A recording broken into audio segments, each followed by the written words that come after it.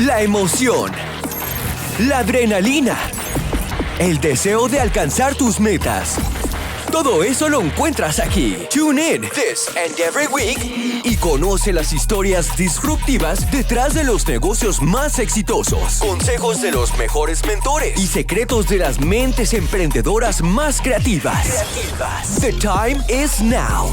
Joan nos llevará en un viaje emocionante lleno de historias de éxito, fracasos, aprendizajes y mucho más. Esto es This is Si lo quieres ahora. Si lo quieres ahora. Bueno, bienvenido, Sammy. Qué alegría tenerte acá en el podcast. Es para nosotros muy gratificante que pues, hayas aceptado la invitación. Y nada, para la gente que no te conoce, por favor, preséntate. Pues a ti muchas gracias. Mi nombre es Samuel Rodríguez, tengo 20 años y soy fundador y CEO de Tecnopack. Tecnopack, qué bonita historia, ¿no? Bueno, comencemos desde el principio. ¿Cómo Samuel Rodríguez se convierte en un emprendedor a tan temprana edad?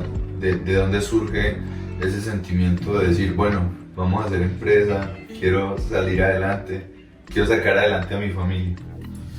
Bueno, yo diría que varios factores, pero mi papá siempre fue emprendedor. Mi papá es caficultor y yo siempre lo vi caminando por lo de él desde muy pequeño.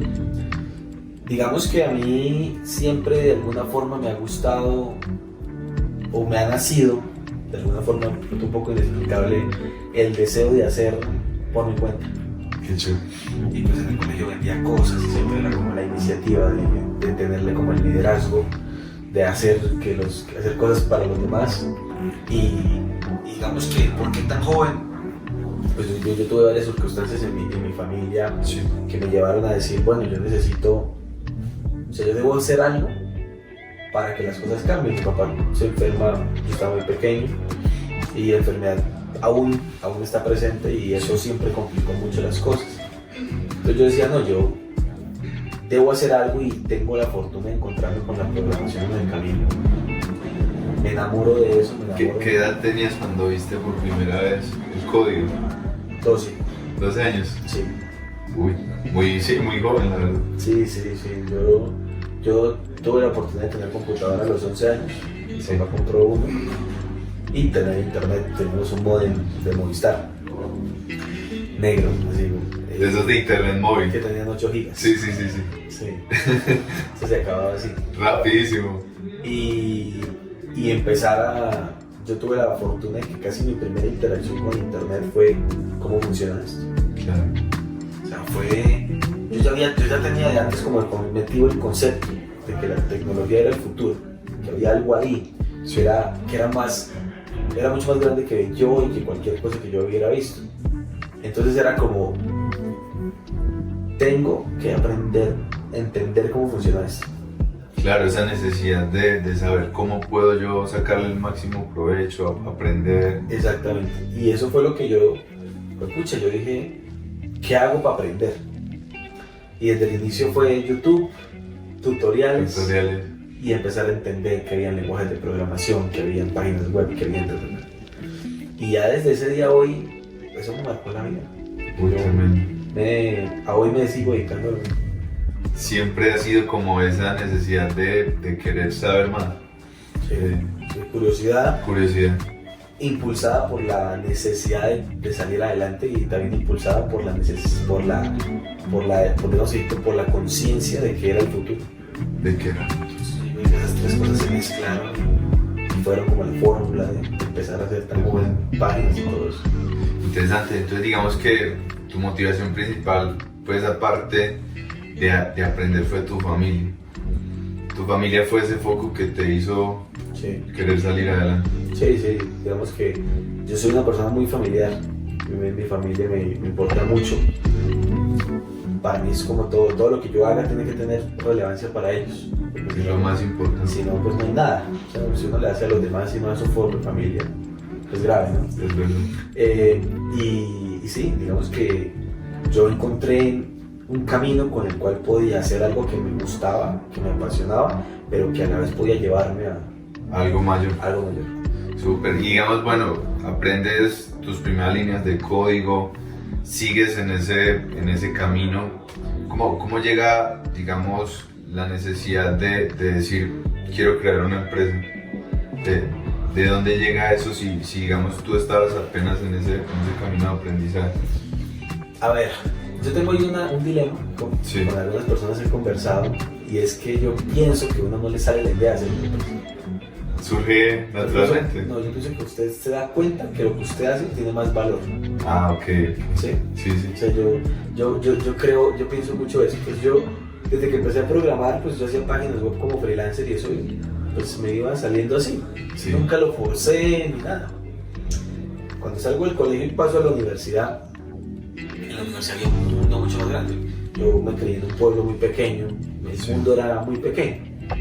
Ya la universidad era un mundo muy grande. Entonces eran muchas cosas que yo nunca había visto y que apenas estaba empezando a entender. Y fue ahí donde yo me empecé a dar cuenta que la programación era un hobby. La Ah, ok. programación era un negocio. Un negocio. ¿Sí? Y que detrás había mucho por hacer. Entonces, de alguna manera, el ir haciendo software fue llevándome a terminar en una empresa, porque ya llegó un punto en el que el negocio ya había clientes de por medio, dinero de por medio, hasta colaboradores de por medio. Súper. Y ¿Qué edad tenías en ese momento? 17. 17. Sí, cuando yo me di cuenta que tocaba hacer una empresa, Sí. más que tocaba, que debía ser una empresa, también impulsado por muchas cosas que pasaron en la universidad, fue como, bueno, hay que hacerlo, porque es el momento en contra, pues digamos, de lo que mucha gente podría pensar que es como lo correcto. Yo me salgo de la universidad, becado, me daban hasta el almuerzo, Mejor dicho, me daban todo. todo. Yo tenía una beca que me cubría todo. Claro. Y me salgo y fue como, papá, voy a hacer una empresa. ¿Cómo reaccionaron ellos? No, pues esa es una historia bien chévere. Yo me salgo de la universidad casi sin decirles prácticamente ni nada. Terminé mi tercer semestre y un día llegué a la finca, Claro. más de campante. Mis papás, pues, Tranquilo. sí, y mis papás como, ¿usted qué hace acá? Claro. La universidad, ¿qué es? ¿Que están en clases? Y le dije, papá, mamá, siéntese por favor un ratico ahí en el comedor que le voy a contar algo. La noticia. Entonces yo le dije, che, Todo. le dije, papá, mamá, Voy voy a a- la universidad. Pero ya la había dejado, yo no llegué a preguntarles. Claro. Yo estaba convencido que no me iban a dejar. Papá, mamá, dejé la universidad, pero antes de que me peguen, me saquen de la casa, déjenme explicarle por qué. Claro. Entonces les dije, yo quiero hacer una empresa de software. Tengo esto, yo ya tenía ahorrado una buena plata porque había hecho varios proyectos antes. Y le dije, déjeme 6 meses. A ver cómo me va. Le dije, déjeme 6 meses bajo su techo y comiendo su comida. Ayúdame con eso. Déjeme 6 meses.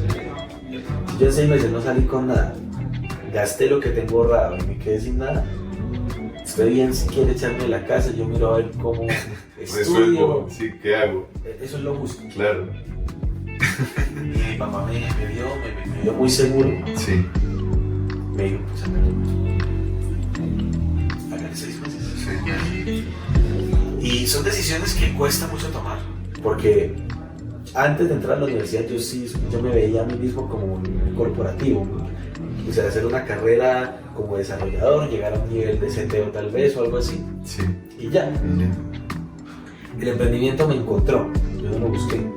Muy interesante esa Sí. definición. O sea, yo creo que uno tiene habilidades, Sí. pero el ser emprendedor es algo que usted encuentra. En el camino. ¿Sí? Y muchas veces sin buscar. Claro. O sea, uno nunca. Yo creo que la gente que desde muy joven siempre se la pasa pensando, yo voy a hacer una empresa, piensa tanto en hacer la empresa que se le olvida en qué va a ofrecer para dar valor. Entonces, yo tenía era el valor, el desarrollo. Como que dejan pasar el tiempo sin necesidad de encontrar realmente esa oportunidad. No encuentran el nicho por estar pensando qué voy a hacer. Exacto, porque uno tiene que darse cuenta también a veces de que hay cosas O sea, ¿usted por dónde arranca? ¿Por Claro, dónde inicia? por Yo, dónde. yo arranqué por la habilidad, por lo que era el centro del negocio, desarrollar software. Terminar convirtiéndose en una empresa. ¿Sí? Claro, vieron muchos. Yo en la universidad por primera vez escuché lo que era una startup. Por primera vez conocí emprendedores de startup. Empecé a trabajar con ellos. Yo trabajé, mi primera experiencia con startup fue con Ubanco, que hoy Ubanco antes en la U. Y yo empecé haciendo domicilios, en bicicleta en Ubanco. Terminé dirigiendo la expansión de la startup, 3 países, casi 40 universidades. Entonces, esas cosas me empezaron a martillar la cabeza mucho, para darme cuenta De que aquí hay algo. de que el mercado de la tecnología y la tecnología como tal tenía la capacidad de transformar nuestra sociedad. ¿Sí? ¿Verdad? Entonces,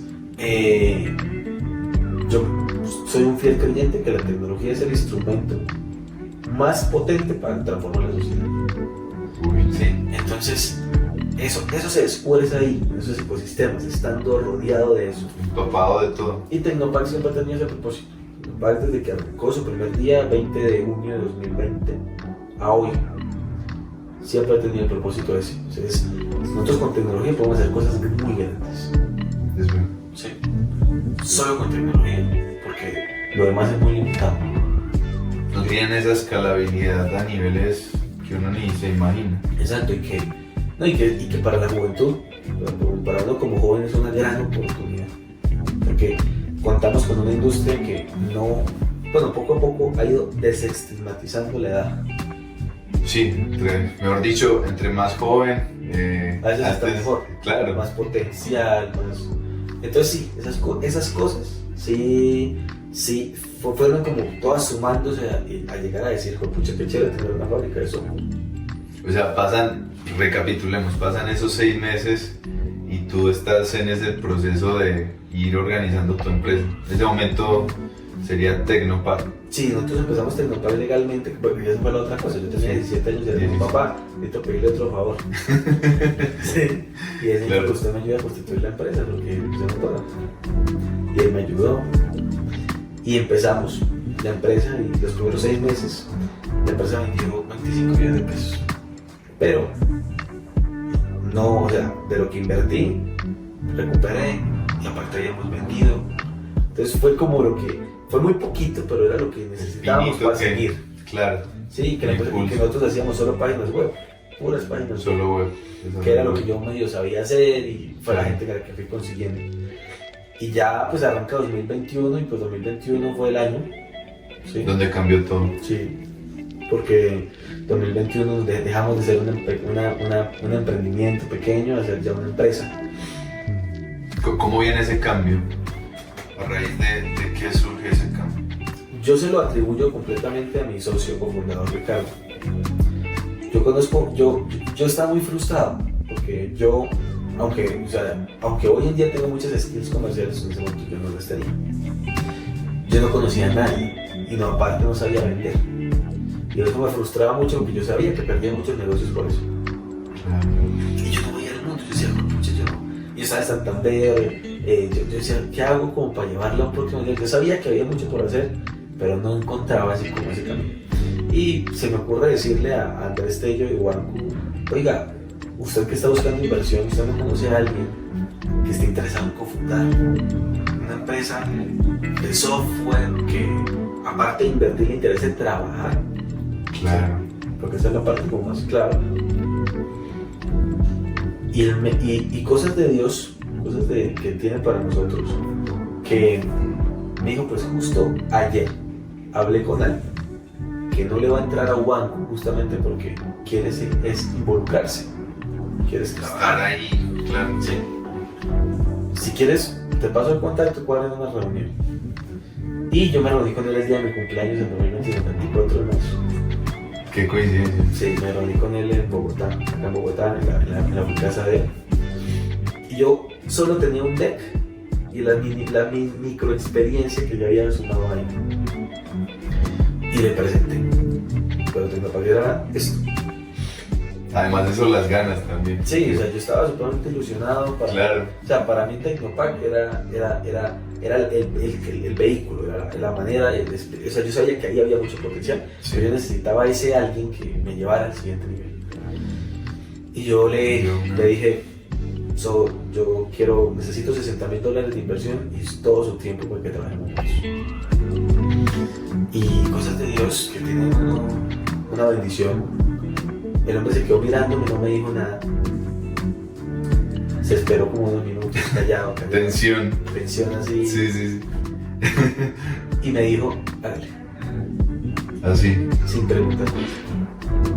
Hágale. ¿Qué hay que hacer? Claro. Y desde ese momento, pues Ricardo había sido comercial para muchas compañías, tenía empresas propias, más de 30 años, 35 años vendiendo. Había vendido software, tenía todo, y yo nunca le revisé eso a él. El background que Sí, o había. sea, yo nunca revisé eso, eso es muy chistoso, es muy chistoso porque yo nunca fui como el inversionista ideal, no es que yo lo prospecte, ¿no? No, nada. Andrés me dijo, él quiere involucrarse, y para mí eso era suficiente. Sí, de lo demás se aprendía, se conseguía, sí. Y pues ya el tema cambió mucho porque lo primero que nosotros hicimos con Tecnopack fue toda la tarea de 2021 es hacerla una empresa competitiva. Eficiente. Y para eso nos tocaba hacer metodologías competitivas. Claro. Nos tocaba tener tecnología competitiva, tener un equipo competitivo. Nos tocaba ejercitarnos en muchas cosas. ¿Por qué? Porque Ricardo tenía claro y me lo impregnó a mí de que teníamos que ser una empresa global que pudiera vender software en cualquier país del mundo y que pudiera cumplir con los estándares que ese país le pedía.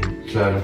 Entonces, eso Pensar fuera de la casa. fue clave porque cuando nosotros terminamos 2021 ya teníamos varios clientes fuera del país y la empresa ya tenía una visión muy diferente. Sí.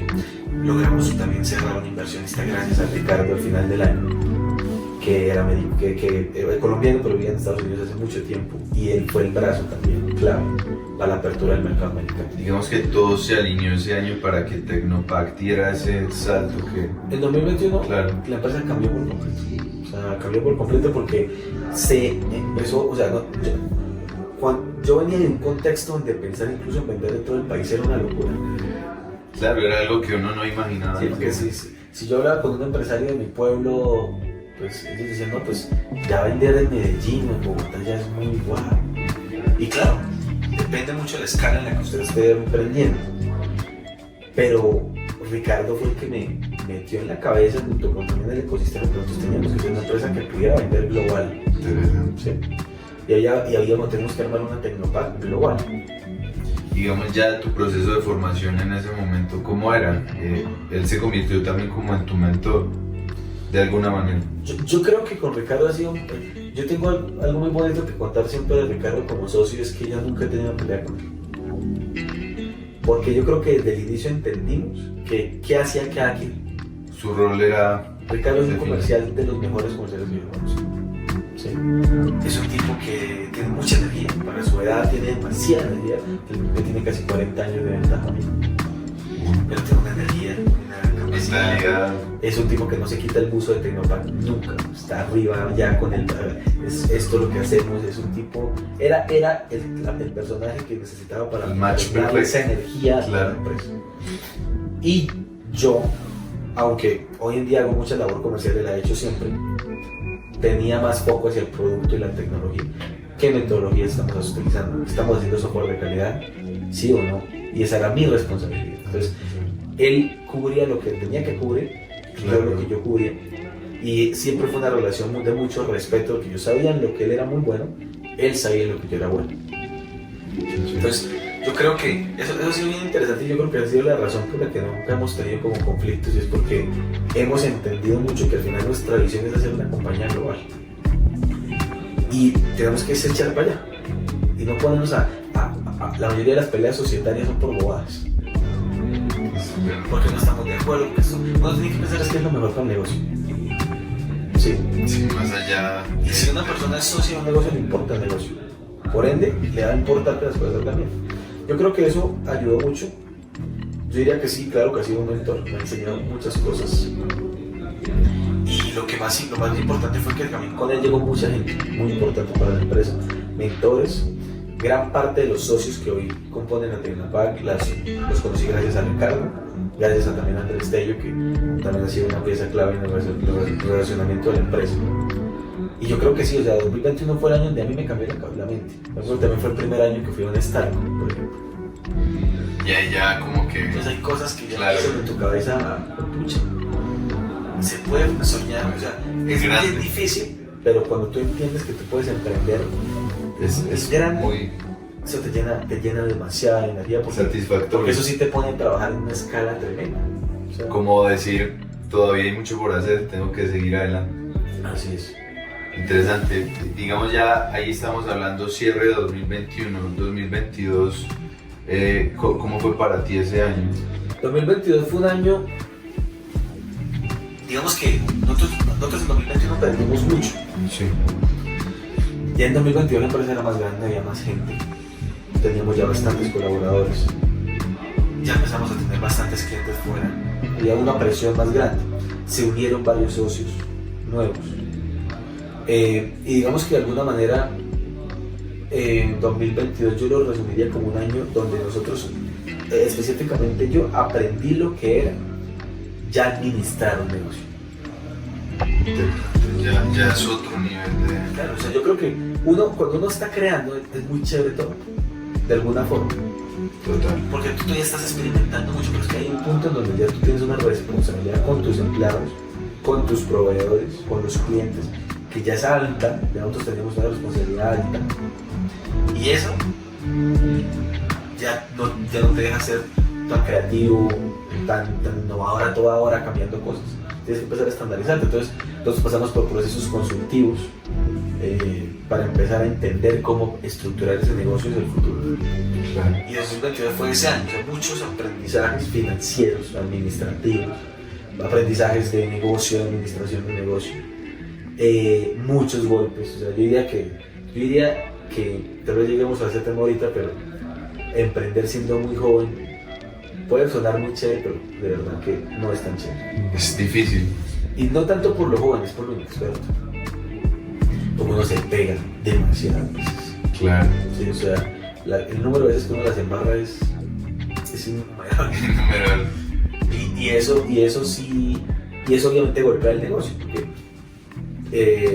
por ejemplo cotiza uno mal un proyecto y pierde plata, cotiza mal el tiempo y se demora más y el cliente se molesta, pierde clientes, gana clientes, pero de pronto no lo logra hacer con la calidad que esperaba. Y todas esas cosas pasan. Yo creo que 2022 para mí fue el año de entender que lo idealista no servía, que servía lo real, los resultados. Yo qué le puedo demostrar a los clientes, de verdad. Y eso ha sido, como yo diría, que lo que más nos quedó, porque tuvimos, como ya empezamos a tener mucho trabajo, muchos errores por ahí también.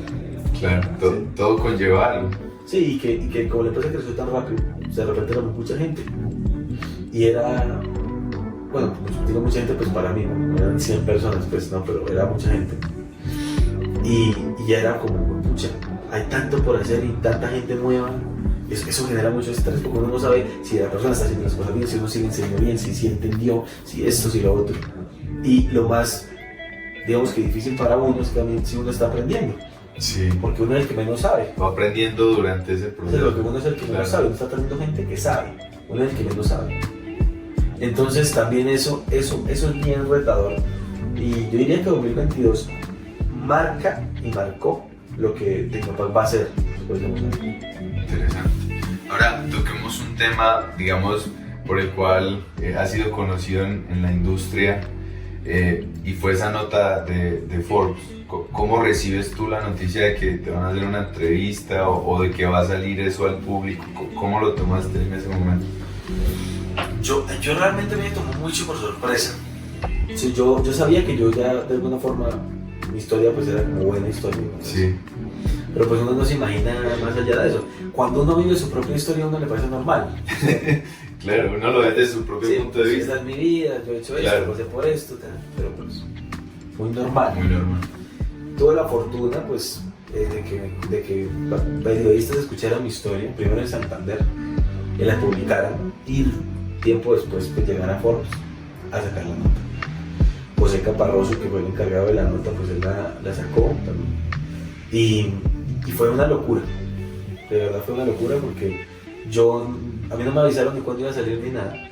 O sea, fue totalmente por sorpresa. Sí, yo de repente yo estaba tomándome un café, me acuerdo. Sí. Y empiezan a sonar muchas notificaciones de Instagram. Me pareció raro. Claro. Yo tenía como 500 seguidores, no sé. Sí. Y te empezó a seguir con mucha gente.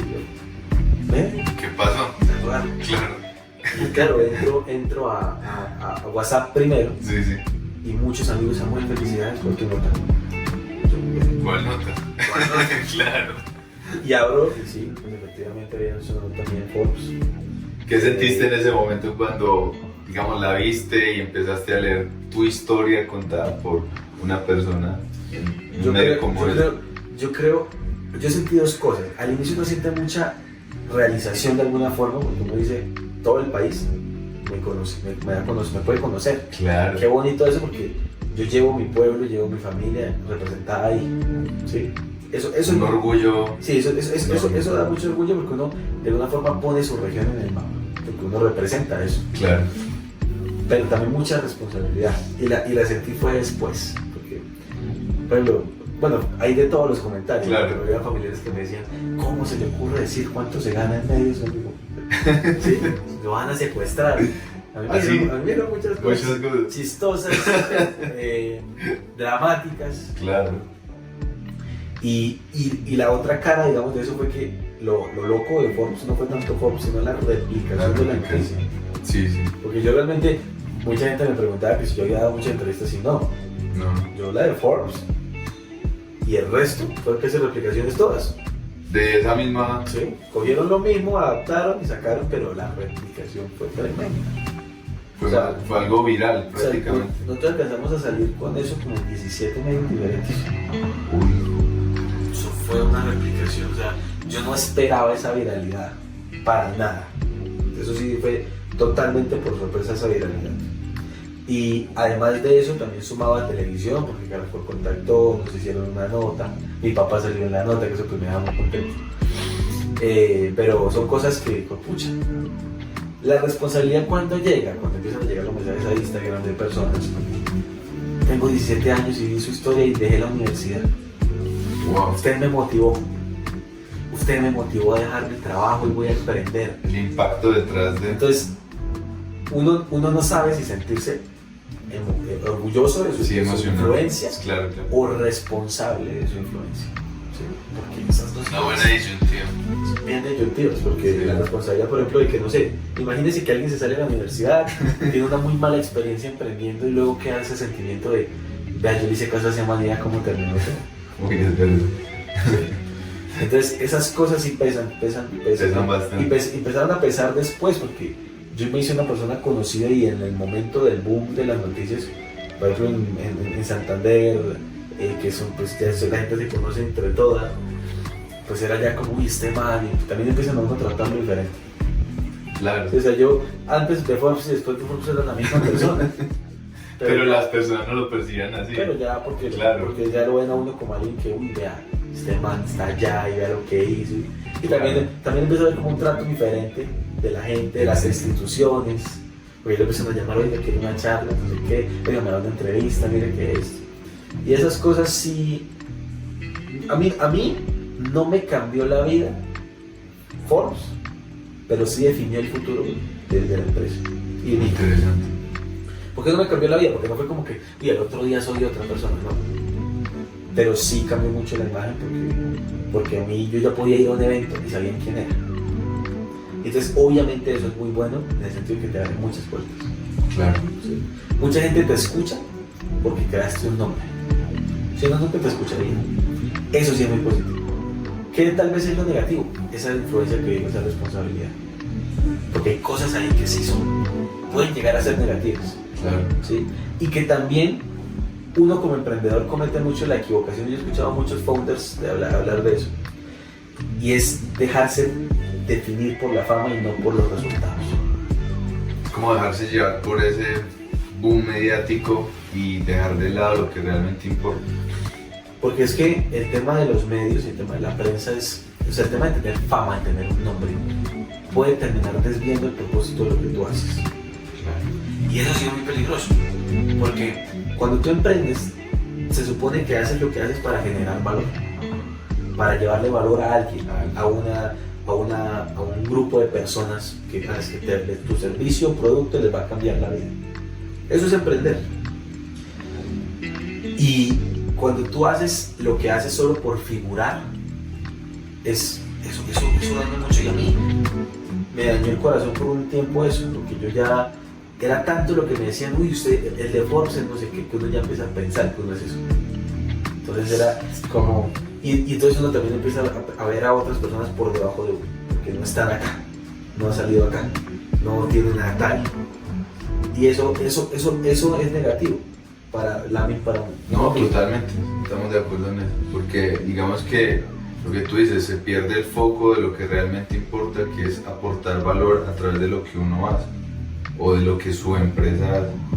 Entonces, digamos que están esos dos puntos y ahí es donde uno debe hallar un equilibrio. ¿Tú cómo encontraste ese equilibrio, por ejemplo, luego de la experiencia? Yo creo que cuando uno se da cuenta que tener fama, eso se acaba. O sea, es efímero. Uno se crea un nombre y yo tengo la fortuna de que hoy ese nombre que se creó con Forbes y con los medios se mantiene y me ha dado las puertas a muchas cosas y eso siempre voy a estar muy agradecido con José Caparroso, con toda la gente que me llevó hasta allá, con los colaboradores, socios, que no pagues todo, que no soy yo.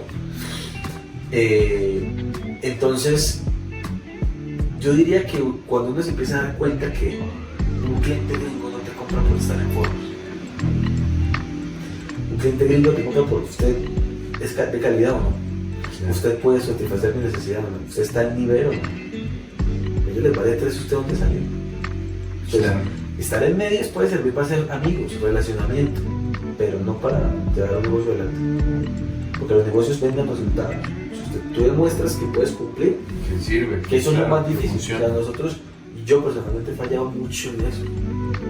Y incluso tal vez por eso, a veces uno se enfocó tanto cuando pasó eso como, ay, la imagen, la figura, no sé qué, y los resultados los dejaron. Y llegó a quedar mal. Y nosotros en Tecnopac hemos pasado por esas etapas que han sido muy duras, ¿sí? De habernos desenfocado y quedar mal. Con proyectos, entregar tarde, entregar incompleto. Todo eso pasa. Y a uno le puede dar vergüenza contar eso, porque todo el mundo, y ese es el problema, y a ese punto que voy a llegar con la publicidad y los medios, claro, que todos se venden como perfectos. Es que mi negocio así, estamos haciendo esto. Y a veces eso sí daña un poco el ecosistema emprendedor. Que queramos vendernos y darnos a conocer siempre como que está todo bien. Cuando en la realidad... Con la realidad todos los días hay embarradas. Claro, claro. Y por ende todos los días hay retos. Claro, uno tiene que aprender de eso y mejorar. Pero esa curva no es rápida. Esa curva toma tiempo, toma esfuerzo. Entonces, yo creo que cómo lograr esa estabilidad, yo la logré como pegándome contra la pared, contra los problemas. Porque los problemas no me los iba a resolver estar ahí. Los problemas me los iba a resolver el trabajo, los resultados. Claro. Y aún sigo en eso, o sea, eso es una lucha de todos los días. O sea, es un constante aprendizaje. Ahorita tenemos muchos proyectos en ejecución. Entonces, en este momento tenemos 7 proyectos al tiempo. Todos con muchos retos. Claro. Algunos van bien, otros van mal. Y hay que trabajar mucho para poder voltearlos y ponerlos bien. Y esas cosas son las que lo van a uno ese pedestal y lo aterrizan. ¿Sí? Entender que tener un negocio no tiene nada que ver con tener fama. Nada que ver. Nada que ver. Interesante. Ya dejando de lado, digamos, la parte de Forbes, tus retos ahora ya de manera personal como Samuel, ¿cuáles son? Hoy en día, ¿cómo te ves y cómo te proyectas? Yo hoy en día me veo como un empresario que cometió miles de embarradas. Sí. Y que esas embarradas lo tienen hoy en día acá. Uno de joven es muy acelerado, muy afanado. Creo que estoy perdiendo esa afán y esa necesidad de todo el tiempo estar Estás más concentrado en el ahora. Sí, yo creo que intentando aterrizar más en el ahora y ver cómo uno soluciona lo que hoy tiene, Pero mi etapa a nivel emprendedor con Tecnopac es lograr estabilizar y solucionar todos los líos que aún hay en la compañía para que poco a poco logre una estabilidad. Negocios como fábricas de software, si uno lo estructura bien, puede llegar a ese tema. Hay negocios que cuesta mucho más llegar a la estabilidad. Nosotros tenemos la fortuna de que si hacemos un par de cosas bien hechas y bien estructuradas, podemos llegar ahí. Y eso es lo que yo quiero ahorita. Yo algo que hablo mucho con la gente que me escribe diciéndome que se va a salir de la universidad porque quiere emprender joven, porque quiere estar a los 30 años, no trabajar más y tener un Lamborghini, no sé. Y yo pensaba mucho así, yo le decía a mi papá, yo a los 30 años, yo voy a tener todo lo que necesiten para mí, para mis hijos, para mis nietos, y no voy a trabajar más. Me voy a enfocar en viajar, en hacer fundaciones, y eso está muy bueno, muy bien. Bonito, sí. Pero a veces ese no es el camino. O sea, y tal vez más casi nunca es el camino. Mi punto de vista. Yo me afané mucho por lograr un resultado rápido y eso me llevó a cometer muchas embarradas. Me llevó a desgastarme mucho. Donde uno se siente incapaz a veces de lo que proyecta cumplir, porque sabe que el camino es difícil y más como emprendedor. No, y se llena uno de ansiedad, se llena uno de no duerme, entonces ahora no come bien, ahora se relaciona mal, ahora por querer vender rápido hace malos negocios. Claro. Por querer crecer rápido se relaciona con gente incorrecta. Y todas esas cosas me han llevado a que en mi etapa hoy, yo ahorita lo que más quiero es terminar de consolidar. Claro. ¿Sí? O sea, a nivel personal también consolidar mi vida un poco para que esté más tranquila, sí, más estabilizada. Tomarme el tiempo de aprender, que esa es la otra cosa. Cuando uno arranca un negocio, uno va full con su negocio, uno se olvida de aprender. Uno se ejecuta, resolver chicharrones, ejecutar, y ahí se queda. Y eso muchas veces termina llevándolo a uno al fracaso completo, la quiebra, etc. Y yo espero no haber tomado la decisión tarde de empezar a entender que tenía que parar a aprender. Sí. Y a veces necesariamente hay que pegarse contra la pared y hay que quedar debiendo plata, hay que quedar mal, hay que cometer embarradas para darse cuenta de eso. Para llegar a esa conclusión. A mí me pasó eso. Claro. Entonces, le cometimos embarradas. Gracias a Dios hoy en día Tecnopac es una empresa mucho más madura de lo que era y día a día lo es. Pero de todas maneras esas cosas siempre van a definirlo a uno. Y gracias a Dios pasaron, porque de nuevo seguía uno a 1000 viendo para el piso y no sé en qué momento se va a estrellar. Porque por ejemplo dicen por ahí que uno no puede manejar el carro solo viendo los pedales. Es verdad. ¿Sí? Sí. Y yo vi los pedales mucho tiempo. Así aceleramos más rápido, así frente resolviendo los chicharrones de abajo y no veía el panorama. Entonces, mi etapa de vida ahorita es esa, consolidarme a nivel personal, consolidar la empresa. Aún posiblemente tenemos una compañía pequeña para lo que queremos y podemos llegar a hacer, pero ya lograr que la compañía en este tamaño funcione bien, cumpla, ¿sí? Tenga calidad, tenga estándares internacionales, pueda seguir creciendo y vendiendo en todo el mundo, que es lo que queremos. Pero que ya no sea ese desgaste de chicharrones diarios. Sí, y eso se resuelve parando, estructurando, aprendiendo. Y a nivel personal lo que me quiero ir a hacer pronto es dedicarme a aprender un tiempo. Ya no ejecutar y resolver chicharrones. Tomar una pausa. Una pausa. Y de seguro después de eso vendrán muchas más cosas de emprendimiento. Y claro, seguiremos haciendo empresa y seguiremos haciendo muchas cosas, pero ya va a ser diferente. Sí, seguir adelante con este camino. Exacto. Bueno, Sammy, para finalizar, siempre a los invitados les hacemos una pregunta y esta es: ¿crees que un emprendedor nace o se hace? A ver, yo pienso Sí. que hay cosas que genéticamente y familiarmente te definen. Y por eso esa pregunta es difícil de responder, porque yo tuve un papá emprendedor, yo podía decir, a mí eso me influenció, claro que lo hizo. Entonces yo no decir nací emprendedor. Quizás. A mí sí me genera confianza, porque yo desde muy pequeño tenía esas actitudes. ¿Sí? Pero yo pienso que de alguna forma es una mezcla de los dos. Y hay que decir algo que es impopular y de pronto me gano uno que otro hater aquí por lo que voy a decir. pero yo pienso que muy poca gente nació realmente para emprender. Que muchos que emprenden hoy en día no nacieron para emprender. O sea, que se hicieron en el camino. Sí, pero que tal vez su destino no es emprender. Ok. Y el camino les va a ir diciendo eso. O sea, yo a veces tengo como ese conflicto con algunos porque dicen, no, pero amor, usted no piensa así. O sea, hoy en día la lógica de pensar soy emprendedor, que se volvió como ahora como súper fanboy, decir soy emprendedor, ser tu propio jefe, tener no sé qué, fue fama, ya se volvió como algo viral, soy emprendedor, ¿no? Claro. Pero realmente yo creo que muchas personas estarían más realizadas y más felices en un trabajo, y eso hay que aceptarlo, o sea, aceptarlo de verdad, o sea, tener un empleo, tener un buen empleo, desarrollarme como un profesional en una empresa es lo más de chévere y bonito también. Sin personas que trabajan en las empresas no habrían empresas. Entonces, son el activo más valioso de una. Yo creo que hay que desestigmatizar eso. Claro. Los que de verdad así tenemos de pronto en nuestra ADN, yo incluso puede que incluso termine no lo siendo, o sea, eso es algo que nadie sabe a ciencia cierta. Pero realmente pocos son los que tienen ese destino de ser emprendedores, empresarios exitosos o emprendedores simplemente a un cierto nivel. Y yo creo que hay que entender eso y darnos cuenta que uno no tiene por qué como idealizar el emprendimiento, que no lo es. El emprender es jodido. Es algo lo más difícil. Es jodido. Tener un empleo de alto rango también es jodido. Todo tiene su jodido en cada camino. Pero que no nos dejemos como comer el cuento de que emprender es la única camino para ser exitoso.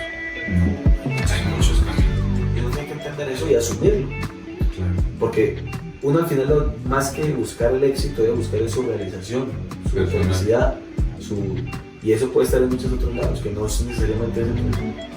Muy interesante. No, Sammy, muy feliz de que nos haya acompañado y que a través de tu experiencia le des a entender a las personas este mensaje de que emprender es un camino difícil, de que todo conlleva a un resultado, pero ese resultado tiene su esfuerzo, tiene, como tú dices, sus vainas jodidas, y que pues al final nosotros en este ecosistema de emprendimiento tenemos que entender que para llegar donde queremos estar tenemos que nosotros mismos vernos hacia adentro y saber que ese camino se puede si se construye. Así es, ¿no? La tía, tu hermano, muchas gracias, muy contento. Y sí, o sea, por mucha necesidad de emprender, tengan claro que hay cosas que hay que sacrificar y que son complicadas, y que todo depende de verdad de lo que usted, más allá de lo que usted quiera, es de lo que usted realmente le nazca hacer. O sea, no se force a hacer algo que no le nace, porque eso no funciona. No funciona. A mí, gracias. A ti. Thank you for watching. Puedes encontrar más contenido como este en nuestra página web, snow.co. Snow.co. Hit us up on all our social media networks para estar al tanto de todas nuestras novedades. Si lo quieres ahora.